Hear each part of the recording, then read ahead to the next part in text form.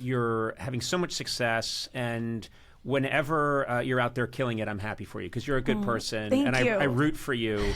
But I want to go back to talk about St. Louis, because you come from St. Louis, and I swear to God, that's got to be key. That's got to be key to your origin story, don't you think? Yeah, and I live there now, too. Oh, you moved back? I moved back there. I moved back during COVID, I was doing your show when everything kind of shut down. I know. My parents were out here. Again, it sounds like you're blaming my show.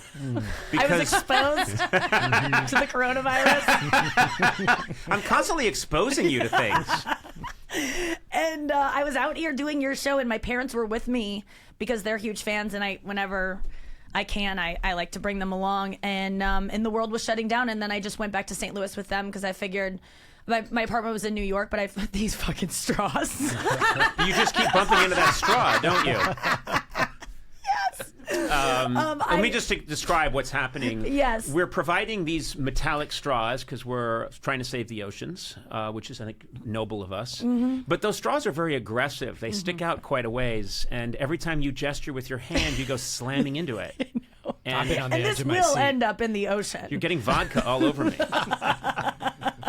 So I anyway, went back to St. Louis because that's where my parents live, and the world was shutting down, and I was kind of scared, and I just stayed there. And I lived with my parents for 10 months. I don't listen. Yeah, At you are really good point in my career too. You are things were going good. Things are going very well for you. I have to tell you, I love my parents. Yeah. But if I move back in with them, I would take my own life within 3 days. And I mean that with so much love and caring. But I would. I was thinking about doing that very thing within 3 months, I think was the time frame for me, where it got real dark. And it's just that we're not meant to go back at that point. No. And you are much younger than me, obviously, but I don't see how you could handle that. I was like 35 or 36 when this was all going down, and things were going well. Like, you don't move back in with your parents unless you're broke or Asian, as an adult. So it's acceptable.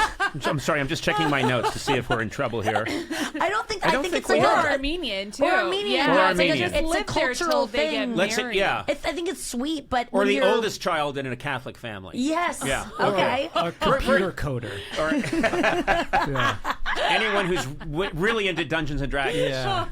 But I was doing it because I was scared of being alone. I saw comedy clubs are going to shut down. Right. The places I hang out to not feel alone, and so I just was like, I need mommy and daddy. I mean, it really was me being scared. that. I slept on my parents' floor until I was like 8th grade. Like, I was a scared child, so I think I just reverted back to being horrified, wanting to be with mom and dad, thinking it was going to be a couple weeks, and then it ended up being 10 months. And I only moved out because it just got sad to tell people that I was living with my parents. It got too embarrassing, but I was having a good time. I mean, they're usually, when you live with your parents as an adult or you visit home, they're usually sick. You're seeing this like sad side of things, but my parents are still really vital and fun. And so I was having a great time, but I had to move out, and I was too scared to go back to New York or LA. I was scared to go back to where I would feel constant pressure to be out every night doing stand-up comedy, saying yes to every podcast. I was just... I couldn't stop saying yes to things. And so I kind of stayed in St. Louis to stay away from my drug, which is work.